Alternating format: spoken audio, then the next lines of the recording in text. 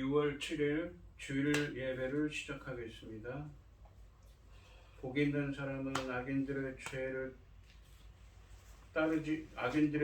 따르지 아니하며 죄인들의 길에 서지 아니하며 오만한 자들의 자리에 앉지 아니하고 오직 여호와의 율법을 즐거워하여 그의 율법을 주야로 묵상하는도다. 그는 시냇가에 심은 나무가 철을 따라 열매를 맺으며 그의 잎사귀가 마르지 아니함 같으니 그가 하는 모든 일에 다 형통하리로다. 악인들은 그렇지 아니하며 오직 바람에 나는 겨와 같도다. 그러므로 악인들은 심판을 견디지 못하며 죄인들이 의인들의 모임에 들지 못하리로다. 무릇 의인들의 길은 여호와께서 인정하시나 악인들의 길은 망하리로다. 아멘. 저희들을 창세전에 택정하시고 여기까지 인도해 주신 주님 감사드립니다. 오늘 예배 가운데 임재하여 주시고 이 예배가 신령과 진정으로 드려지는 예배가 되게 하여 주시옵소서. 이 모든 말씀 거룩하신 예수님의 이름으로 기도드립니다. 아멘. 찬송가 23장입니다.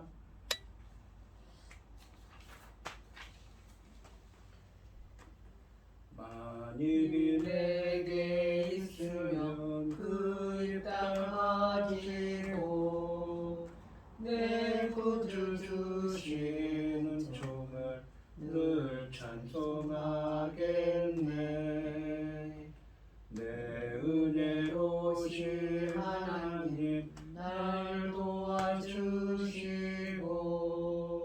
그 크신 영광 널리 펴 알게 하소서. 내 주의 귀한 이름이 날 위로하시고 위기의 음악 같으니 참 희락되도다. 내 죄의 권세 깨뜨려 그 결박 푸시고 비추한 마음을 비로소 곧 정케 하셨네. 아멘. 사도신경 하시겠습니다. 자동하사 천지를 만드신 하나님 아버지를 내가 믿사오며 그 외아들 우리 주 예수 그리스도를 믿사오니 이는 성령으로 잉태하사 은정녀 마리아에게 나시고 본디오 빌라도에게 고난을 받으사 십자가에 못 박혀 죽으시고 장사한 지 사흘 만에 죽은 자 가운데서 다시 살아나시며 하늘에 오르사 전능하신 하나님 우편에 앉아 계시다가 저리로서 산자와 죽은 자를 심판하러 오시리라. 성령을 믿사오며 거룩한 공예와 성도가 서로 교통하는 것과 죄를 사하여 주시는 것과 몸이 다시 사는 것과 영원히 사는 것을 믿사옵나이다. 아멘. 교동문 76번입니다. 태초에 말씀이 계시니라. 이 말씀이 하나님과 함께 계셨으니 이 말씀은 곧 하나님이시니라.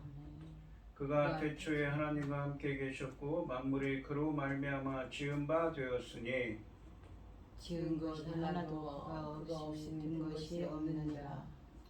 그 안에 생명이 있었으니 이 생명은 사람들의 빛이라. 빛이 어둠에 비치되 어둠이 깨닫지 못하더라. 참빛 곧 세상에 와서 각 사람에게 비추는 빛이 있었나니 그가 세상에 계셨으며 세상은 그로 말미암아 지은 바 되었으되 세상이 그를 알지 못하고 자기 땅에 오매 자기 백성이 영접하지 아니하였으나 영접하는 자 곧 그 이름을 믿는 자들에게는 하나님의 자녀가 되는 권세를 주셨으니 이는 혈통으로나 육정으로나 사람의 뜻으로 나지 아니하고 오직 하나님께로서 난 자들이니라. 말씀이 육신되어 우리 가운데 거하심에 우리가 그의 영광을 보니 아버지의 독생자의 영광이요 은혜와 진리가 충만하더라. 아멘. 찬송가 488장입니다. 이 몸의 소망 무언가 우리 주 예수뿐일세. 우리 주 예수 밖에는 믿음이 아주 없도다. 주 나의 반석이시니 그 위에 내가 서리라. 그 위에 내가 서리라. 무섭게 바람 부는 밤 물결이 높이 설렐 때 우리 주 크신 은혜에 소망의 닻을 주리라. 주 나의 반석이시니 그 위에 내가 서리라. 그 위에 내가 서리라. 세상에 믿던 모든 것 끊어질 그날 되어도 구주의 언약 믿사와 내 소망 더욱 크리라. 주 나의 반석이시니 그 위에 내가 서리라. 그 위에 내가 서리라. 바라던 천국 올라가 하나님 앞에 배울 때 구주의 의를 힘입어 어여시 바로 서리라. 주 나의 반석이시니 그 위에 내가 서리라. 그 위에 내가 서리라. 기도하겠습니다.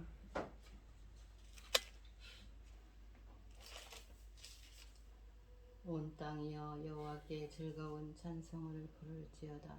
기쁨으로 여호와를 섬기며 노래하면서 그 앞에 나갈지어다. 여호와가 우리 하나님이신 줄 너희는 알지어다. 그는 우리를 지으신 이요 우리는 그의 것이니 그의 백성이요 그의 가르치시는 양이로다. 감사함으로 그 문에 들어가며 찬송함으로 그 궁정에 들어가서 그에게 감사하며 그 이름을 송축할지어다. 여호와는 선하시니 그 인자하심이 영원하고 그 성실하심이 대대에 이르리로다. 아멘. 천지 만물을 지으신 전능하신 하나님 아버지, 어리석고 보잘것없는 저희를 자녀 삼으시고 아버지 그 크신 사랑 가운데 살아가게 하심을 참으로 감사드립니다. 전능하신 하나님 아버지, 저희 나라 대한민국을 기억하여 주시옵소서. 전쟁으로부터 모든 재난으로부터 지켜주시옵소서. 아버지 하나님만 바라고 있는 이 민족, 불쌍한 이 민족, 하나님 앞에 합당하지 못한 일이 있었거든 용서해 주시고 하나님 앞에 온전히 기쁨으로 나갈 수 있는 이 백성 되도록 지켜주시옵소서. 전능하신 하나님 아버지, 열매 맺을 중대한 시대에 아버지 당신의 사랑하는 종 열매 거둘 말씀으로 강단에 세우셨으니 이 말씀으로 아버지 기뻐하듯이 열매들이 넉넉히 나올 수 있기를 간절히 소원하옵고 이 모든 말씀 억만 죄악 가운데에서 우리를 구원하여 주신 예수 그리스도 이름으로 기도드리옵나이다. 아멘. 오늘 함께 하실 하나님의 말씀은 마태복음 11장 12절에서 15절까지 말씀입니다. 마태복음 11장 12절에서 15절입니다. 교독을 하겠습니다. 제가 먼저 읽겠습니다. 세례 요한의 때부터 지금까지 천국은 침노를 당하나니 침노하는 자는 빼앗느니라. 모든 선지자와 율법이 예언한 것은 요한까지니 만일 너희가 즐겨 받을진대 오리라 한 엘리야가 곧 그 이 사람이니라. 귀 있는 자는 들을지어다. 아멘. 찬송가 480장입니다. 천국에서 만나보자 그날 아침 거기서 순례자여 예비하라 늦어지지 않도록 만나보자 저기 배는 저 천국 문에서. 다시 하겠습니다. 음정이 좀 틀렸네요. 천국에서 만나보자 그날 아침 거기서 순례자여 예비하라 늦어지지 않도록. 만나보자 저기 배는 저 천국에서. 만나보자 그날 아침 그 문에서 만나자. 너의 등불 밝혀있나 기다린다 신랑이. 천국 문에 이를 때에 그가 반겨 맞으리.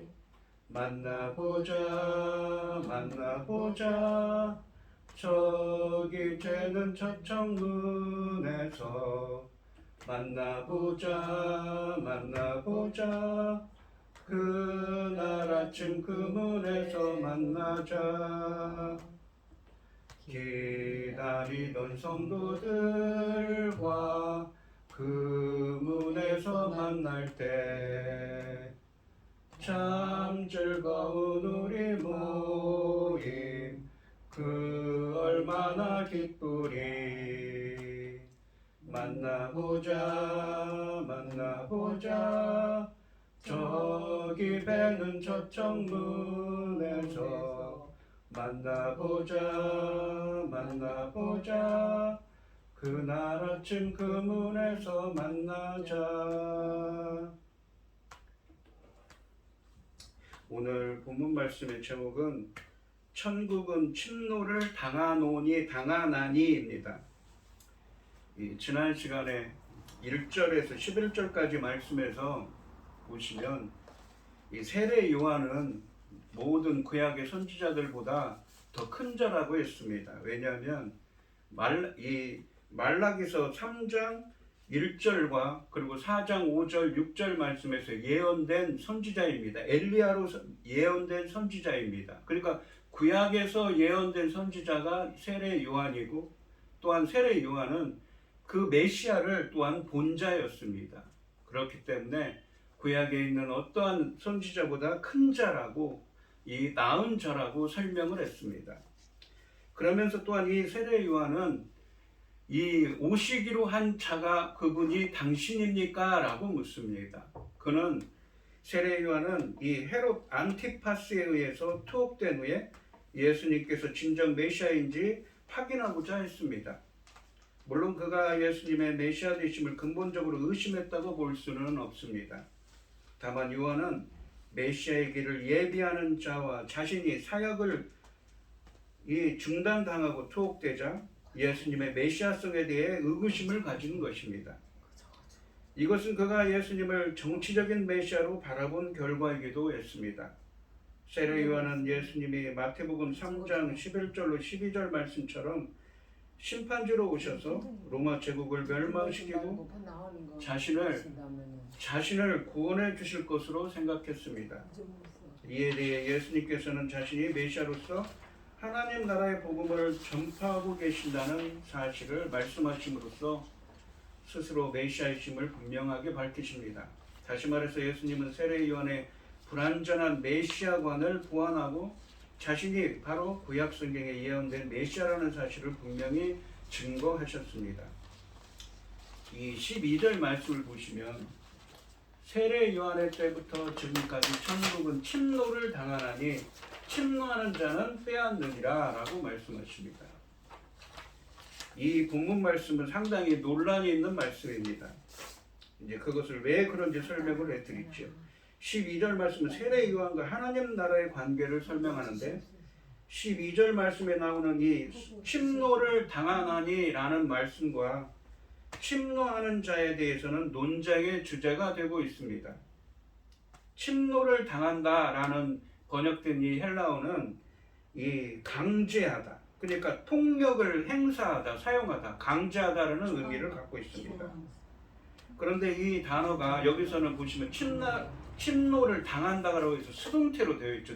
천국이 침노를 당한다고 되어 있죠. 근데 이 헬라어 문법에는 이 수동태와 중간태가 같다고 합니다. 그러니까 중간태로도 쓰이면 이 번역이 어떻게 되냐면 침노, 천국이 침노한다는 것이, 천국이 강제로 들어온다는 의미입니다. 만약에 수동태로 본다면 본문처럼 폭력을 당한다, 고통을 당한다는 의미입니다. 중간태로 본다면 강제한다, 폭력을 사용한다, 강력한 힘으로 온다의 의미입니다.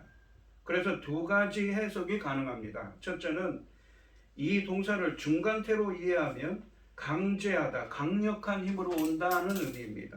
이 해석에 따르면 12절 말씀은 좀 달라집니다. 세례 요한의 때부터 하늘나라, 그러니까 하나님의 통치가 강력하게 임한다는 것이고, 예수님을 따르는 자들은 그 나라를 열정적으로 취한다는 것이지요. 그러니까 침노하는 자는 무엇입니까? 강력한 힘으로 와서 그 강력한 힘으로 하나님 나라를 취한다는 의미입니다. 즉 천국은 힘있게 온다는 긍정적 의미가 되어서 성도들이 적극적으로 천국을 차지하는 것을 의미합니다. 마태복음 8장과 9장 말씀에 있는 기적에서 귀신들이 쫓겨나는 모습은 하늘나라의 강력한 힘으로 인해서 사탄의 나라가 괴멸되는 증거라고 볼 수가 있습니다. 예수님께서 마귀들을 쫓아내는 것이 바로 이러한 하나님의 천국이 강력한 힘으로 와서 무엇입니까? 이 강력한 힘으로 와서 무엇입니까? 예수님을 따르는 자는 그 나라를 열정적으로 취한다는 의미인 것이지요. 이 세례 이후부터 하늘나라의 문이 모든 사람에게 개방되는 은총이 베풀어졌고 믿음이 있는 사람들이 그곳에 간다는 의미입니다. 그래서 흔들리는 믿음, 무감각한 믿음, 회개 없는 믿음을 가지고서는 그 나라에 들어갈 수 없습니다. 그래서 침노하는 자, 곧 들어가려고 힘쓰는 사람들이 그 나라를 차지한다는 말씀입니다. 비록 이제 그 나라는 믿음만 있으면 들어갈 수 있게 되었습니다. 천국은 믿음으로 받아들이는 자가 들어갑니다. 여기서 믿음으로 받아들인다는 것은 마치 이것을 믿지 못하면 안 된다면서 길을 쓰고 덤벼드는 것을 의미합니다. 이것은 바로 침노하는 자, 곧 그 나라에 들어가기 위해 힘쓰는 자의 모습입니다. 우리가 성경에 보시면 누가복음 19장에 보시면 세리장인 그 삭개오가 나오지 않습니까? 삭개오는 죄인입니다. 엄청난 죄인이죠. 우리나라로 따지면 친일파죠. 세리장입니다. 세리들의 우두머리지요. 근데 그는 어느 날 예수님이 가신다는 소리를 듣고 돌무화과 나무 위에 올라가서 예수님을 만나려고 왔습니다. 그렇게 주님을 찾고 만나기 위해 힘쓰는 자가 바로 이 침노하는 자라는 것이지요. 결과적으로 천국은 이처럼 확고하고 강인하며 열심히 있는 믿음을 가진 자들이 들어갈 수 있다는 의미로 해석할 수가 있습니다.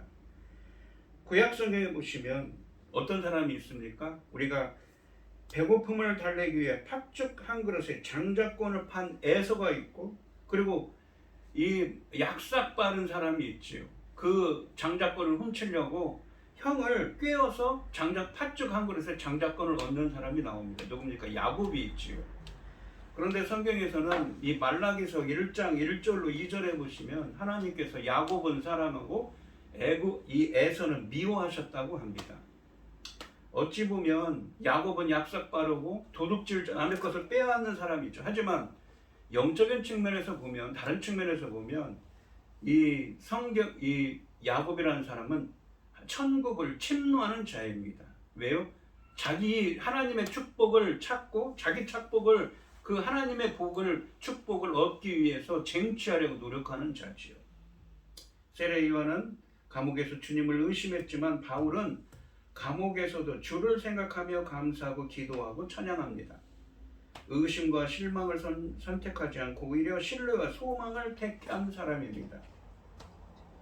또한 중간태로 해석하는 것은 이렇게 누가복음 16장 16절 말씀에 지지를 받습니다. 그러니까 이 공간복음인 마태, 마가, 누가복음에는 비슷한 성경 구절이 반복되지 않습니까? 근데 누가복음 16장 16절 말씀에서는 이것을 중간태처럼 이 쟁취한다는 의미로 해석하고 있습니다.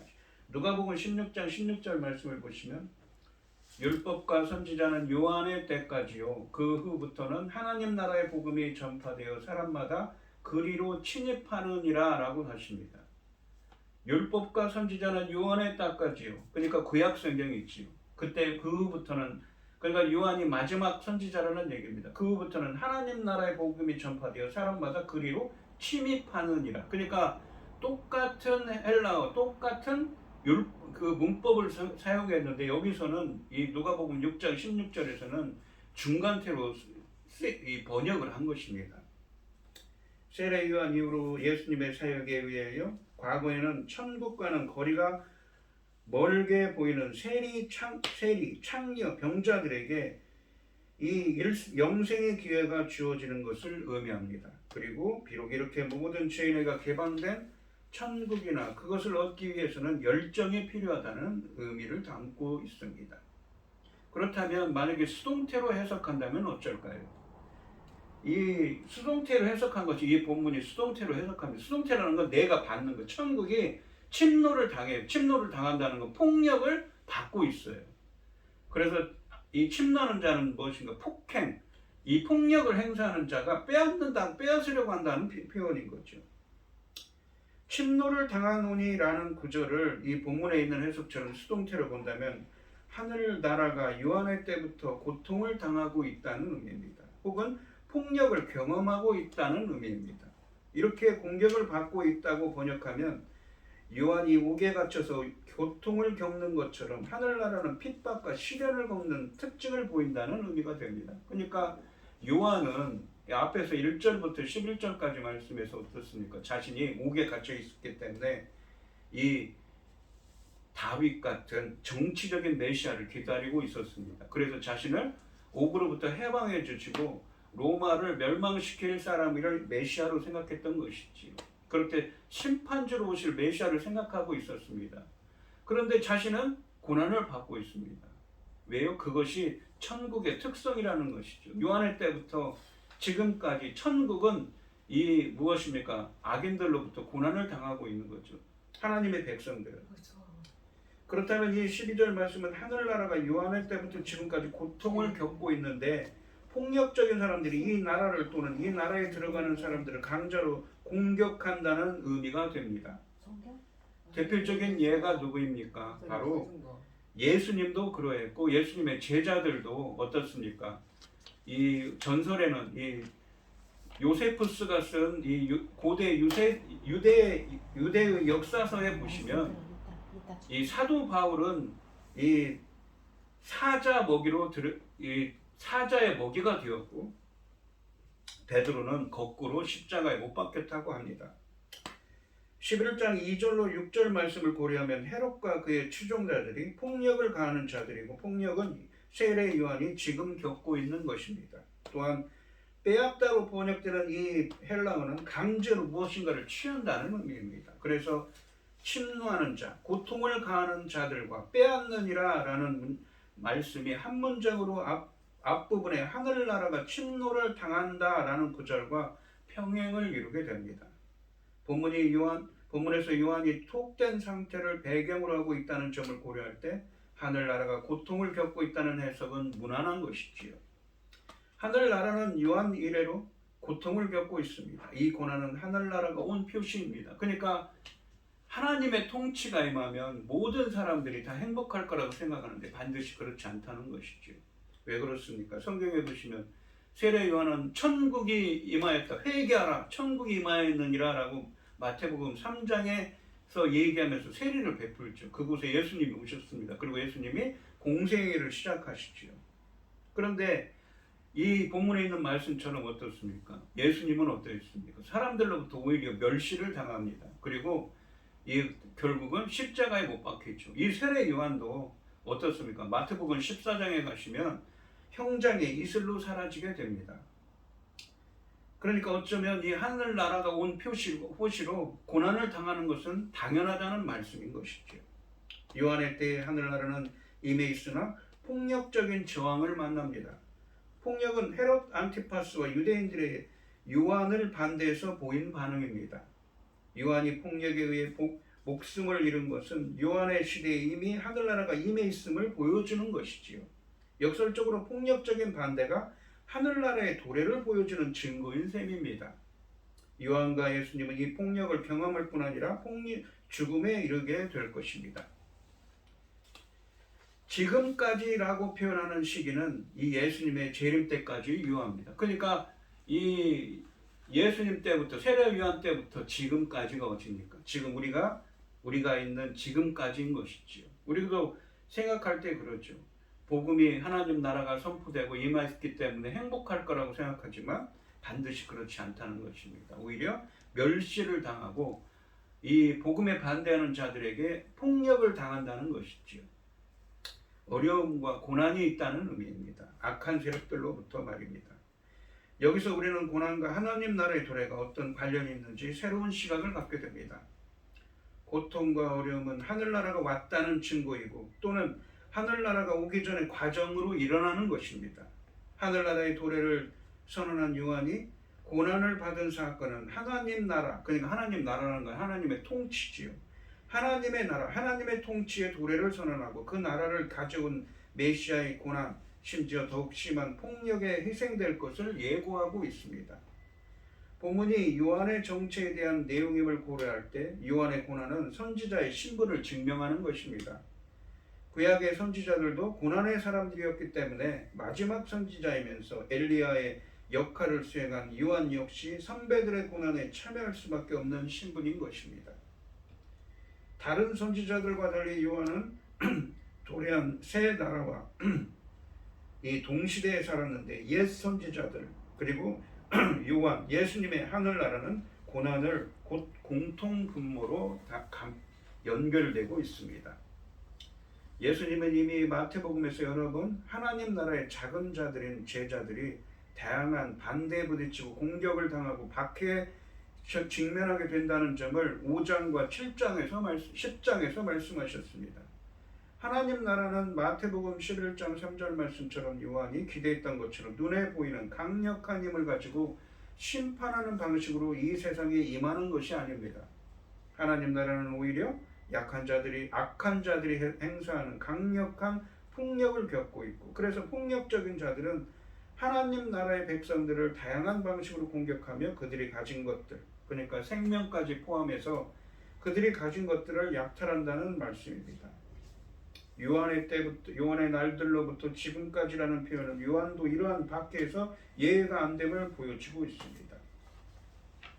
그러니까 이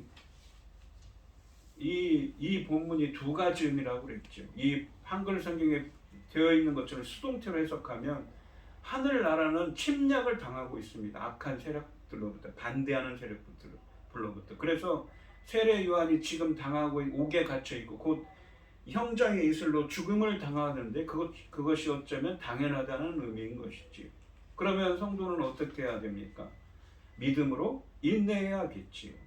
반면에 이 능동태로 해석한다면 하나님 나라는 침노하는 자의 것입니다. 그래서 쟁취한다는 의미겠죠. 마치 이 야곱이 팥죽 장자권을 얻기 위해서 팥죽 한 그릇에 장자권을 얻기 위해서 행했던 것처럼 말입니다. 그래서 성도는 그러한 하나님의 축복을 얻기 위해서 열심을 다해야 하고 반면에 또한 악인들의 그 핍박으로부터 인내하고 믿음으로 인내하는 사람이 되어야 하는 것입니다. 우리는 천국을 차지하기에 열정이 필요할 뿐만 아니라 또한 악한 세력으로부터 천국을 지키기 위해 인내하며 믿음을 가져야 한다는 교훈을 얻게 됩니다. 13절 말씀해 보시면 모든 선지자와 율법이 예언한 것은 요한까지니 모든 선지자와 율법이란 말은 구약 성경을 의미합니다. 예수님은 이제 지금까지 말씀하신 가르침의 근거를 제시하십니다. 본문을 헬라어로 직역하면 모든 선지자들과 율법이 요한까지 예언하였기 때문이다 입니다. 모든이라는 말은 구약성경 전체가 예언적 기능을 한다는 점을 확고히 말하고 있습니다.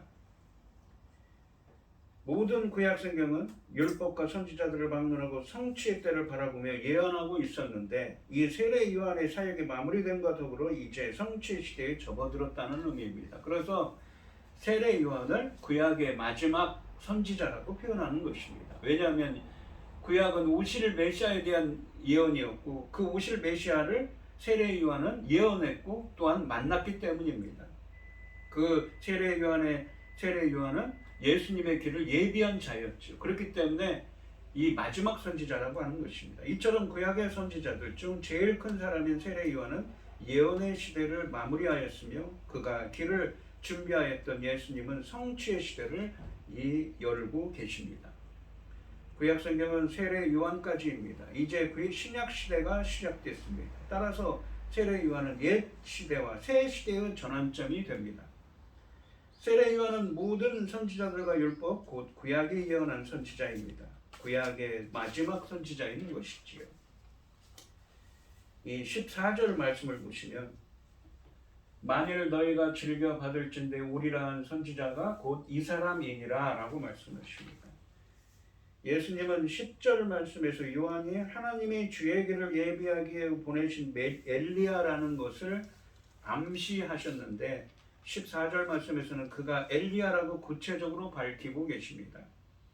예수님은 상반절에 보시면 이 결론적인 말씀을 만일 너희가 즐겨 받을진대 라고 말씀하십니다. 이 말씀은 만일 너희가 그것을 기꺼이 받아들인다면의 의미입니다. 그러니까 만일 너희가 그것을 기꺼이 받아들인다면이라는 것은 이 너희들 사람들이 예수님의 말씀을 제대로 받아들이지 못했다는 의미입니다. 이것은 뒤이은 결론이 누구나 받아들일 수 있는 말씀이 아니라는 점을 시사합니다.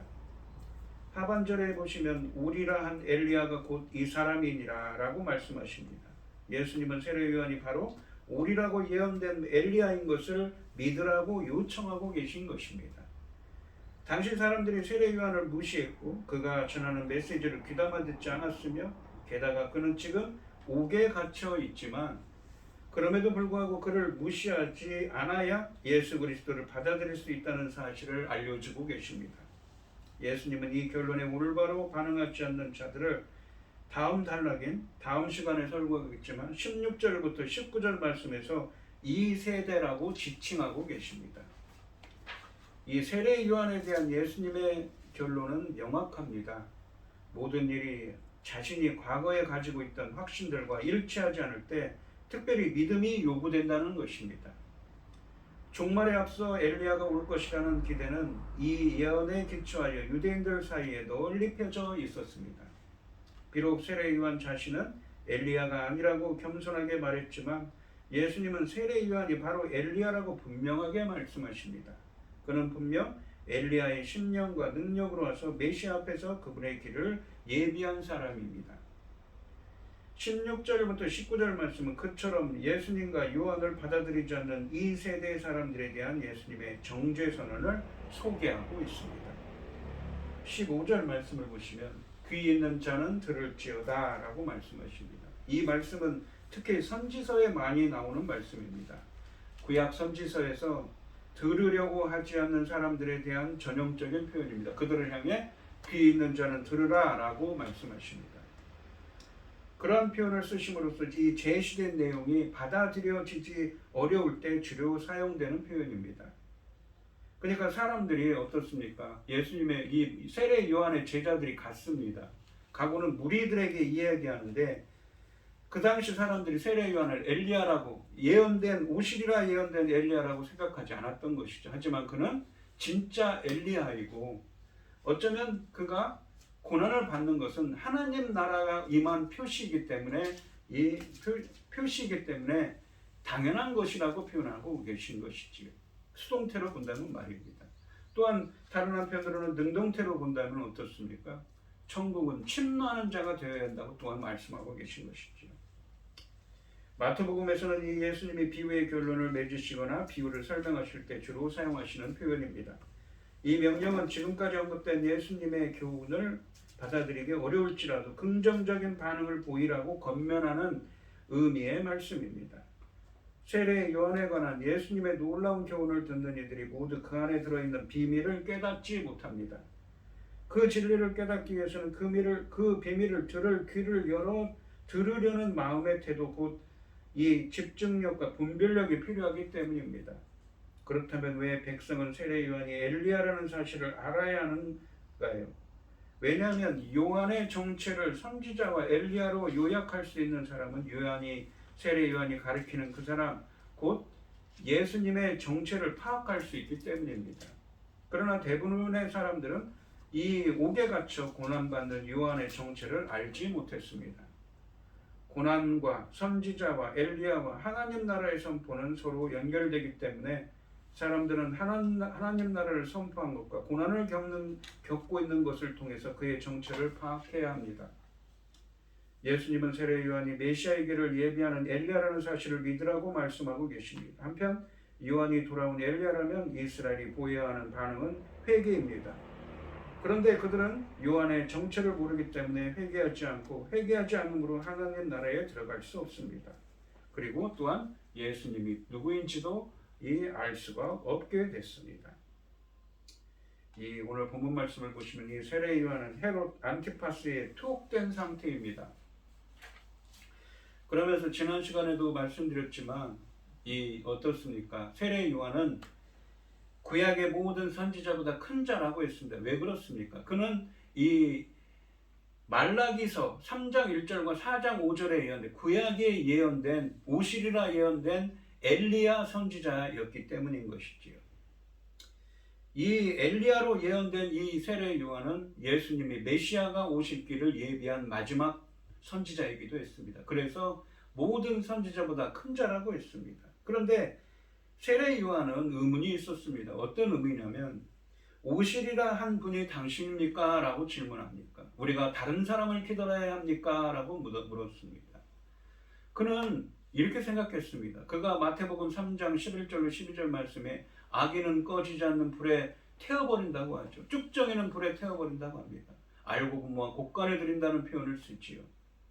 왜 그렇습니까? 바로 이 정치적인 메시아로 오신 다윗과 같은 메시아로 오신 예수님께서 지금 이 유대인들을 지배하고 있는 억압하고 있는 로마 사람들을 모두 물리치고 자신들을 구원해 줄 거라고 생각했습니다. 자신도 옥에 갇혀 있지만 자신이 거기서 구원을 받을 거라고 생각했습니다.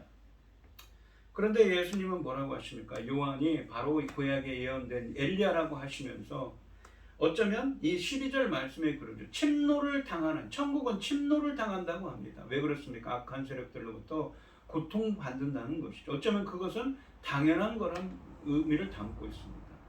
다른 한편으로는 어떻습니까? 능동태로 해석하면 제가 이 구약 성경에 나오는 야곱의 예를 들었죠. 장자권, 그러니까 하나님의 축복을 얻기 위해서 어쩌면 좀 악한 마음을 품었지요. 형을 속입니다. 형이 배고파하니까 형은 에서는 장자권을 별로 중요하지 않게 생각했습니다. 하지만 야곱은 하나님의 축복을 귀하게 여겨서 그것을 쟁취하는 자였지요. 그런데 본문에서는 그러한 사람이 되어야 한다고 말씀하고 있습니다. 우리 성도님들도 야곱처럼 말입니다. 천국을 쟁취하는 자들, 찾는 자들, 열심을 다해서 우리도 찾는 자가 되어야 됩니다. 마치 누가복음 19장에 나오는 세리장인 삭개오가 말입니다. 세리장이면 어떻습니까? 로마 제국으로부터 명을 받아서 자기 동족인 유대인들의 세금을 걷는 이 피를 빨아먹는 우리들로 표현하면 친일파 같은 일을 하는 사람입니다. 그들의 장입니다. 우두머리지요. 그런 사람이 돌 모아가 나무 위에 올라가서 지나가시는 예수님을 보려고 올라갔습니다. 그의 마음속에는 어땠습니까? 주님을 한 번만 봤으면 하고 생각했던 것이지요. 그리고 주님을 만났습니다. 우리도 어쩌면 세리장엔 그 삭개오 같은 마음이 필요하다는 것을 의미하는 말씀이기도 합니다. 오늘 이 시간 우리 성도님들도 세리장 삭개오처럼 또 야곱처럼 천국을 침노하는 자, 열심을 다해서 구하고 찾는 자가 되시고 또한 고난 가운데 있는 이 악한 세력들로부터 이 고난받는 세상이지만 믿음을 가지고 인내하는 사람들이 되시기를 주님의 이름으로 축원드리겠습니다. 기도하겠습니다. 하나님 아버지, 오늘 본문 말씀에서 주님께서는 천국을 침노하는 자가 되게 하라고 말씀하십니다. 또한 이 말씀은 천국은 침노를 당한다고 말씀하십니다. 세상의 악한 세력들로부터 믿음을 가지고 인내해야 한다고 말씀하십니다. 또한 다른 한편으로는 야곱처럼, 세리작인 삭개오처럼 천국을 쟁취하는 사람이 되어야 한다고, 열심을 다해 쟁취하는 사람이 되어야 한다고 말씀하십니다. 저희들도 세상의 악한 세력들로부터 믿음을 가지고 인내하는 사람이 되게 하여 주시옵시며, 야곱처럼, 삭개오처럼 천국을 쟁취하는 은혜가 함께 하시기를 주님의 이름, 함께 할 수 있도록 주님께서 인도하여 주시옵소서. 이 모든 말씀 거룩하신 예수님의 이름으로 기도드리옵나이다. 아멘. 찬송가 368장을 부르시겠습니다. 주 예수여 은혜를 내려주사 고충 많게 하옵소서. 잊으리고 목마른 나의 맘에 주 성령을 부으소서. 주 예수여 충만한 은혜 내 영혼에 부으소서. 주 예수만 나의 힘 되고 내 만족함 됩니다. 주 예수여 죄에서 풀어주사 날 정결케 하옵소서. 이 세상의 유혹이 나의 맘에 틈 못하게 하옵소서. 주 예수여 충만한 은혜 내 영혼에 부소서.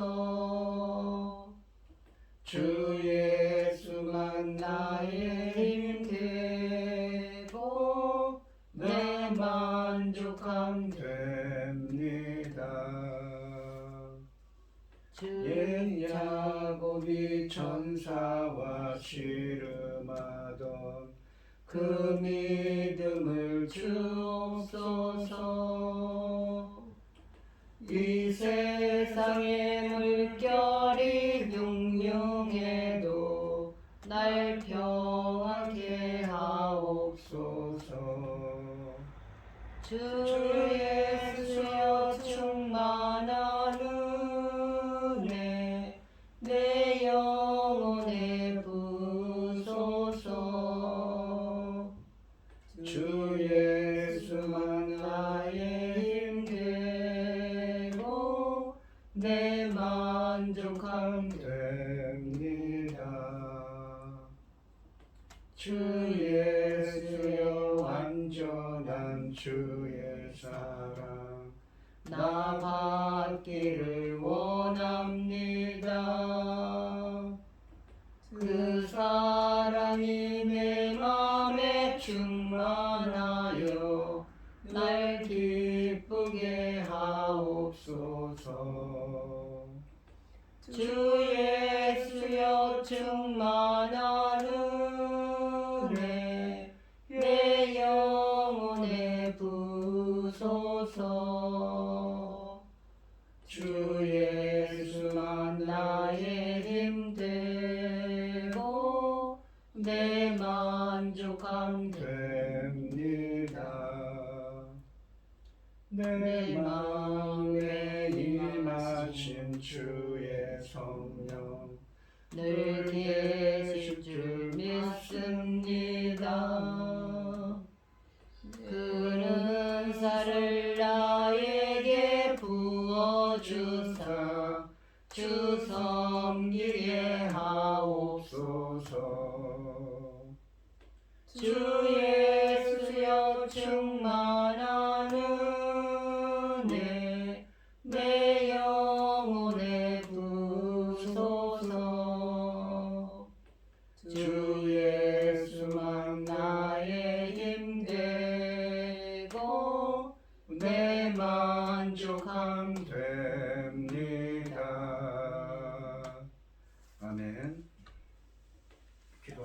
하겠습니다.